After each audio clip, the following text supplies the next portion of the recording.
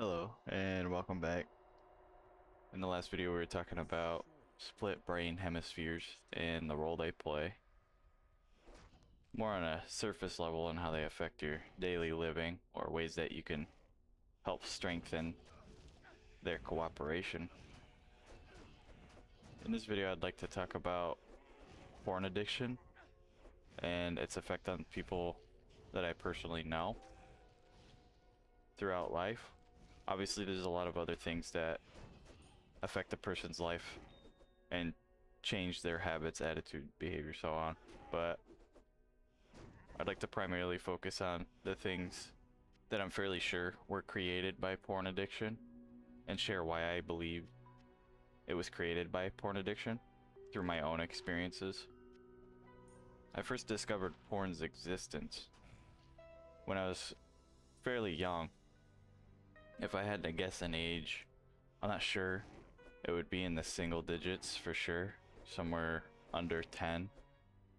The reason for the discovery was my dad watching it on his computer. Now, when I saw it, obviously I was at a young enough age where it didn't really mean anything to me. But I also remember my dad always making it seem innocent, as if it was normal or not a problem if you consume porn. Now, whether porn is a problem or not is a controversial topic, because the obvious thing of everything is okay in moderation. You can even die from drinking too much water. And that's a crazy comparison, porn to water, I know. But to stay on topic here,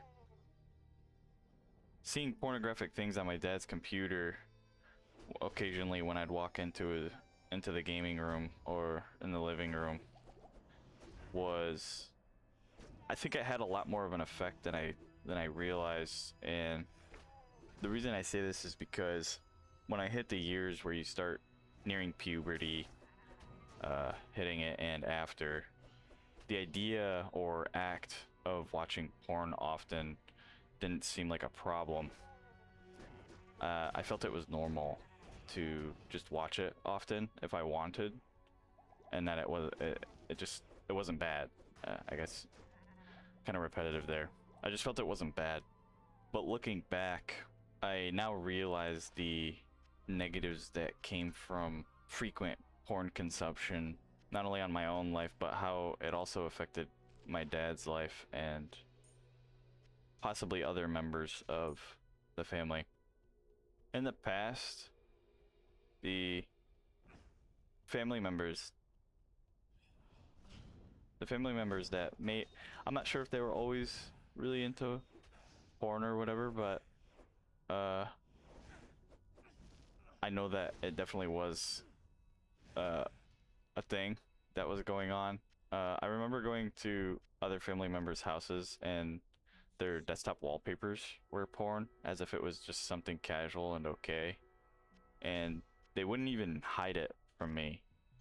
At the time, that didn't seem crazy to me because, you know, I grew up around that.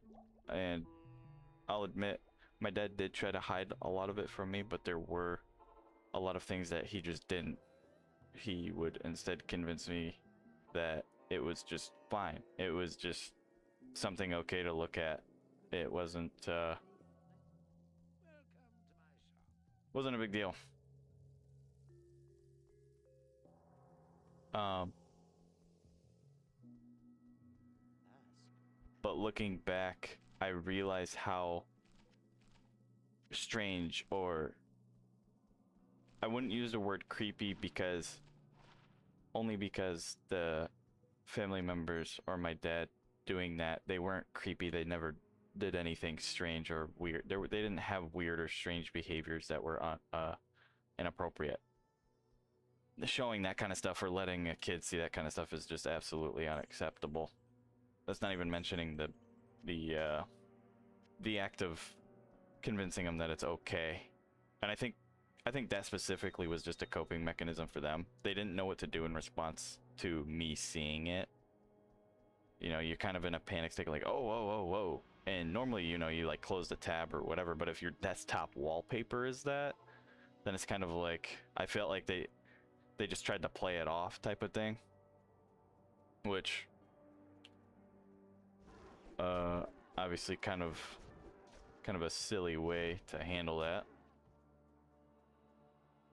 Now, being exposed to this over time, the point I'm getting to here is it really just hammered in the idea that it's just normal to have that around you all the time. Now when I consumed that kind of stuff more often, I'm gonna try not to use the word porn. I think saying that a lot is just kind of weird. It's, I don't know, to me it's just weird saying that word a lot, especially for a prolonged time in a conversation like this, you know. I feel like you don't want to keep hearing that word. At least I don't, personally. Watching that stuff it just seemed normal to watch it often, even if it wasn't with a goal. It was just looking at it out of curiosity, which is so strange. I don't know. Thinking back to it, it's such a strange habit to have. Obviously created by that trauma of just seeing it when you're younger. But how did it affect my life, and how did it affect their life? I think it's best to start with how it affected my life, simply because I know it for a fact. You never really know everyone all the way through and through, but you do know yourself pretty good. For me, growing up, I was always an extremely depressed person, and very anxious.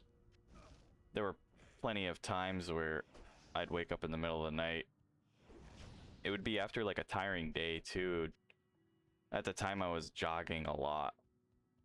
I still find a big joy in jogging.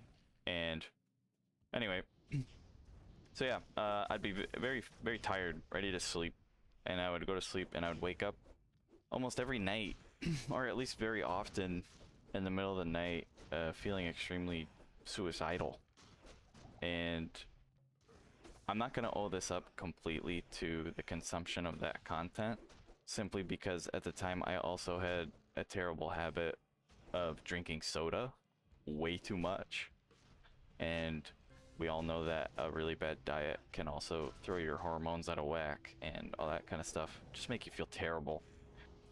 But overall, even when I didn't drink soda all the time, just felt bad all the time, just tired all the time, not really driven. I'd have sudden spurts, I guess you could say, of motivation and so on, but overall it wasn't there, and there was a general discomfort all the time. Now, how that affected my life on a daily basis, I mean, being depressed all the time, it just makes you tired all the time. You don't really find interest in anything. Now, I'm not going to speak about depression objectively here. I tend to do that, but I would like to be able to explain things more subjectively.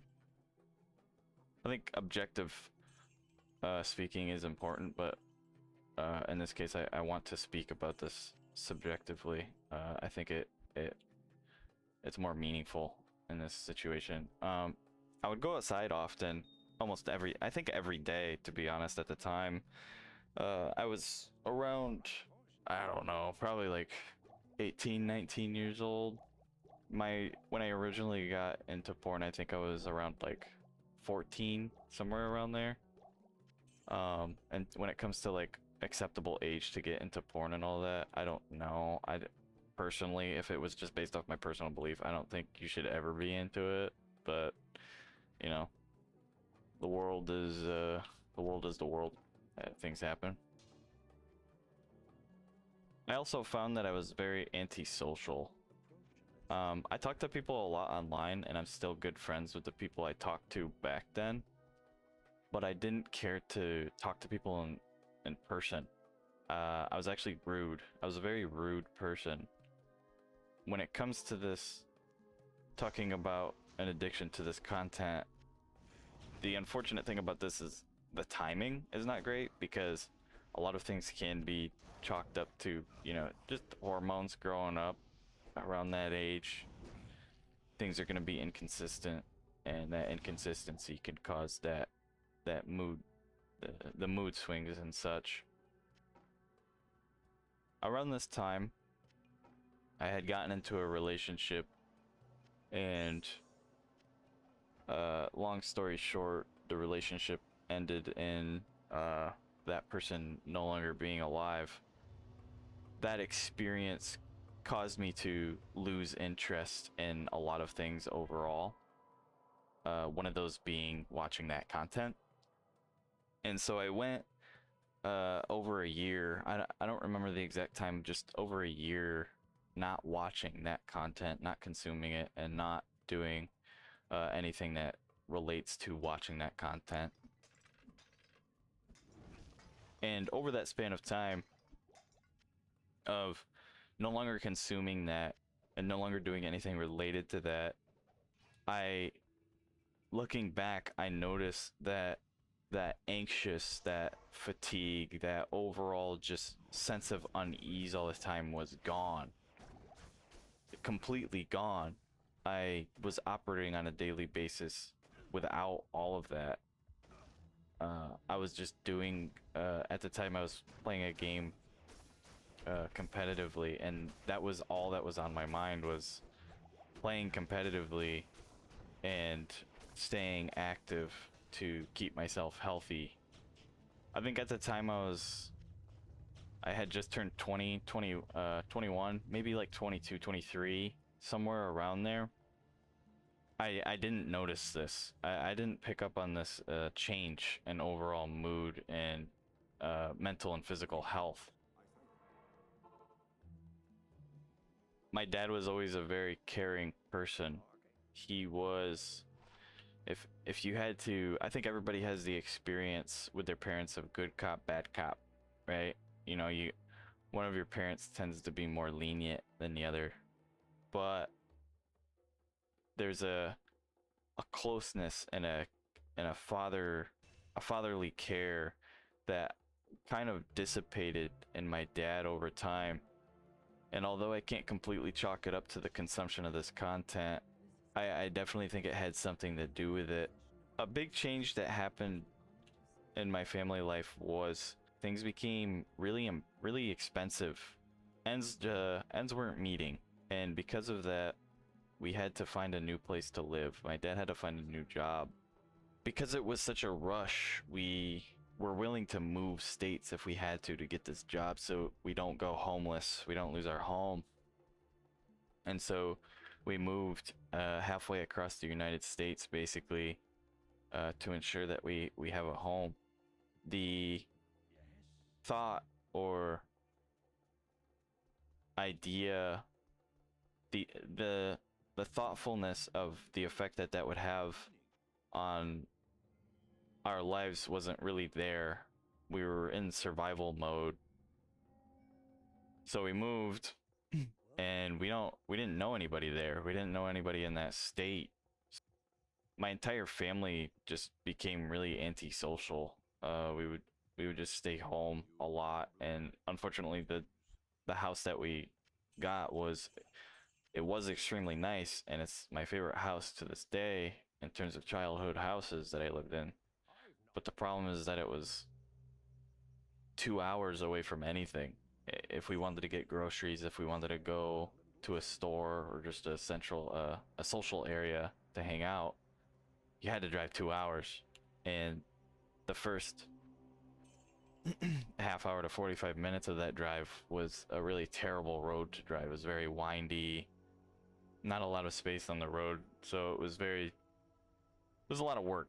There's just a lot of work to go hang out. And that's not mentioning the amount of money it would cost for the gas just to hang out on a regular basis. I think that isolation really ate away at my dad. I don't even know how I forgot this, but shortly before that, my grandfather died on my dad's side too. His father died. He was basically the last reason we were staying where we lived previously. And so after his death, we were okay with leaving the state. we lived in the house we moved to for, I don't know, 2 or 3 years. And over that span of time, I think that isolation really wore him down. In terms of his consumption of that type of content at that time, I'm not really sure. The house was really big, and his PC was at the complete opposite end of the house. So in terms of seeing that kind of stuff, it would be, you really have to go out of your way to quote unquote accidentally see that or whatever. Skipping forward in time, we needed to move, and so we moved. The house we moved into after that was a lot closer to being able to hang out with other people and so on. But the issue was all that time of isolation in the house previous, I think, kind of broke us into a habit of just being okay with staying isolated. Personally, I've always been in the video games, obviously, so in terms of isolation, it's not too big of a problem for me, whatnot. But this new house is where his addiction to that content, I think, really stuck out to me. I was old enough now to see it. You know, when you're younger, you don't see it. You just see something on a screen, and then they explain whatever, and then you move on with your life. There's other things to work on. There's things that you also just don't pick up on when you're younger when it comes to that. But it really stuck out to me at this age. I think I was 23, around that age. With this increased amount of seeing that content on his computer, there was also an increase in his strange paranoid thoughts or behaviors. He would start putting up way more cameras than were needed around the house. I understand security because people are weird.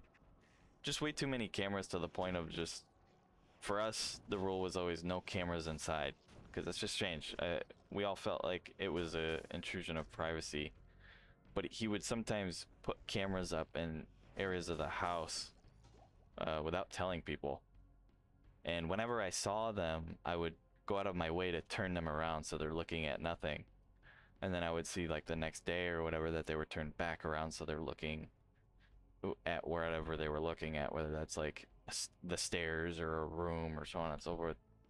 Does that mean my dad's a weirdo? No, I don't think he is at all. I genuinely don't think there's any aspect to my dad when it comes to that. But yeah, this kind of stuff just kind of built up. This paranoia, these strange beliefs in things. I remember when Trump sent out a letter for financial relief after COVID.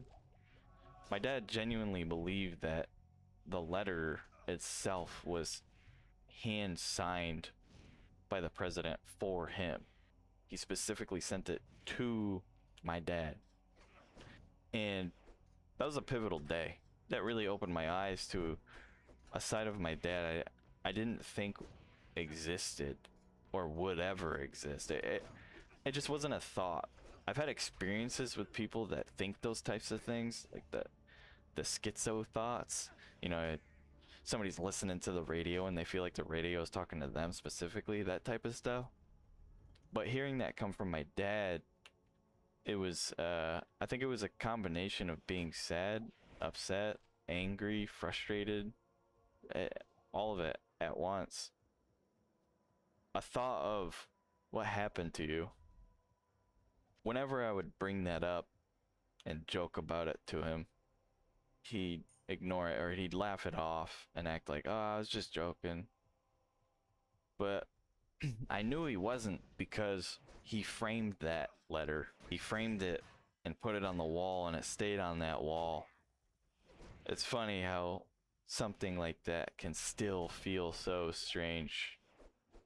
You know, I experienced it for that long, but it still, to this day, is just like, what the fuck? I don't mean to use harsh language, and obviously I keep it to a minimum, simply because I think it pulls away from the, I don't know, pulls away from something. So yeah, a paranoia.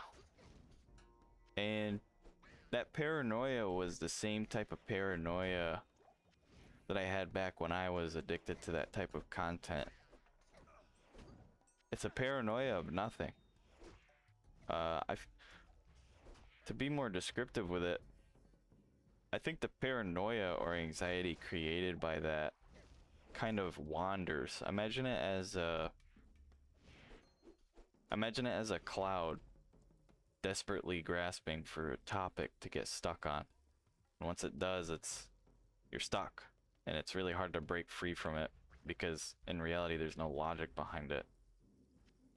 Given this little bit of background, I'd like to talk about the topic itself objectively, separate from the people. I think the fight against addiction is not a fight against the addiction, but a fight against an inner pain. The idea of self-control being a mana bar, I guess you could say, of sorts. It runs out. When you're going through life and things stress you out and you're not able to find release from these daily stresses, or maybe you're an isolated person who doesn't have people to talk to about these things, or just feels uncomfortable talking about them, so you just don't. I think it builds up into a shame. And this shame feels like an unforgivable shame. This idea that you're not able to control yourself. You're not able to stop yourself from being interested in something that you know is not good. And sometimes I feel like my dad regrets that past of letting me see that stuff, or allowing other family members to let me see that stuff. And that shame, he just feels it's unforgivable. Something that doesn't deserve forgiveness. But the reality is that we all get into really bad, dark spots.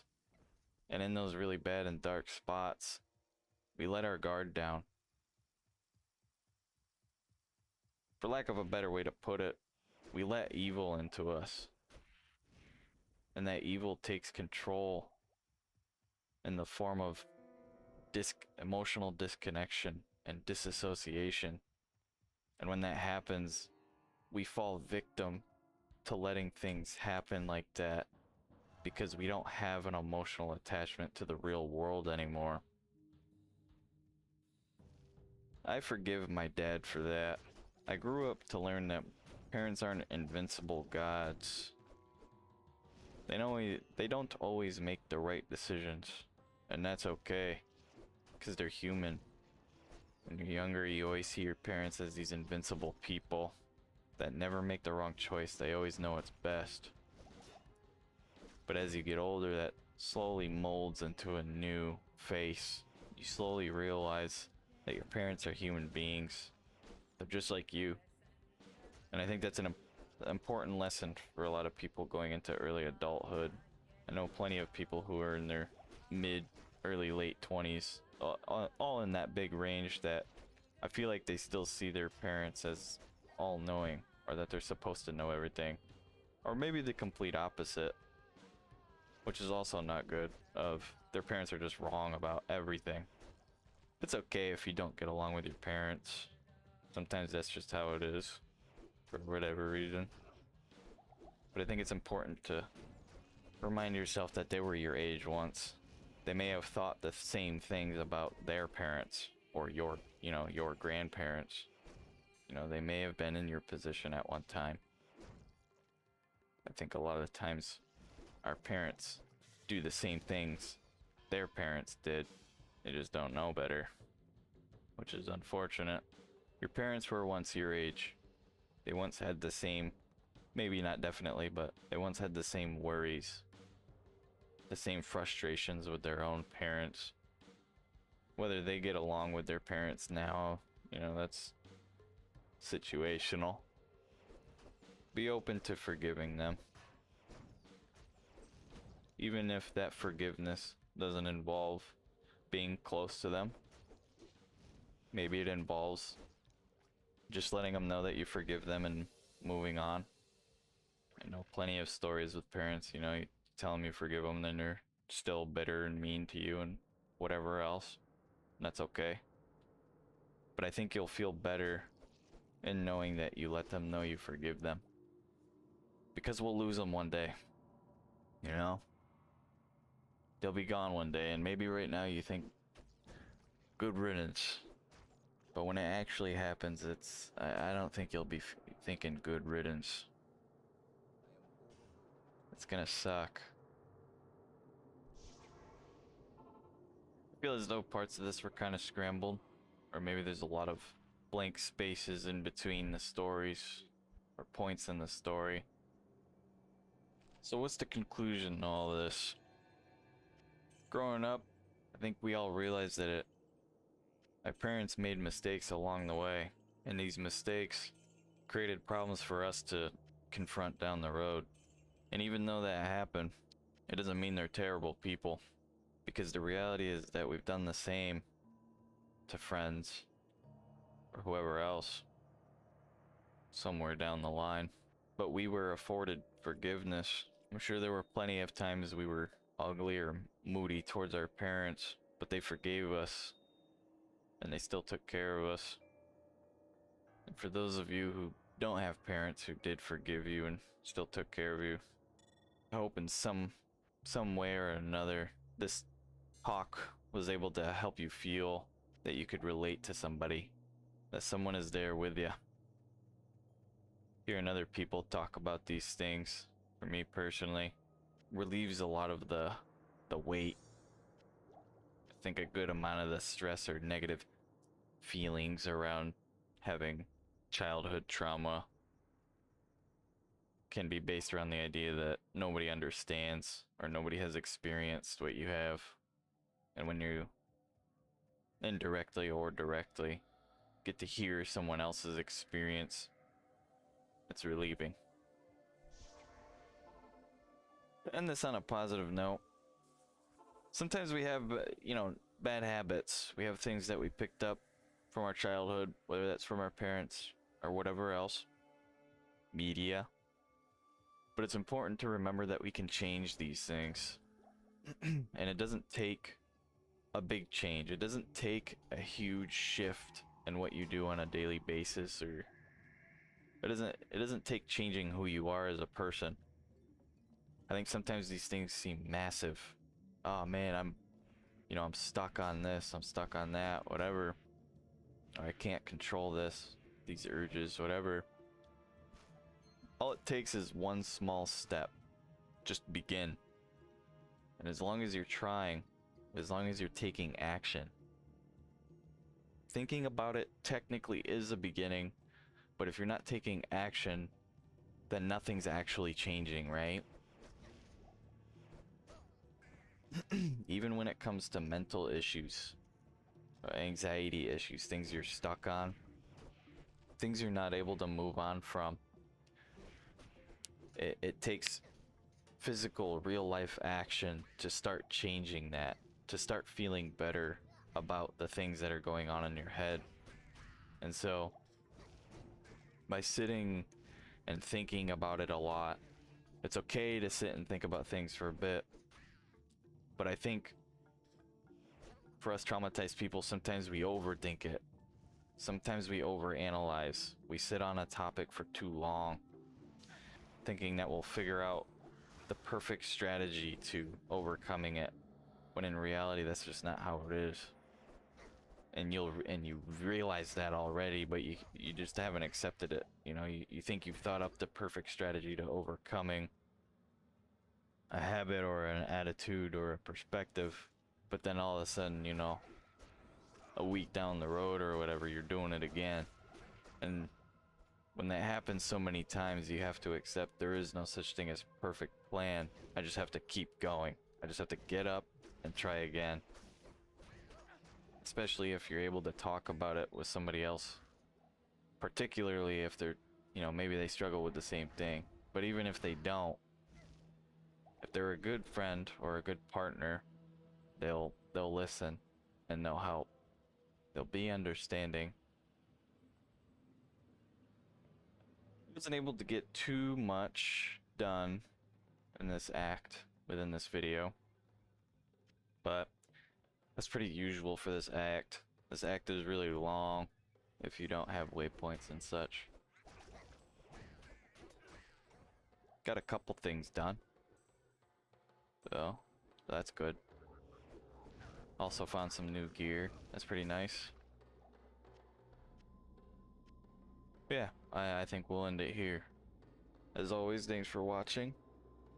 I hope this video was helpful to you in some way. I'll see you in the next one.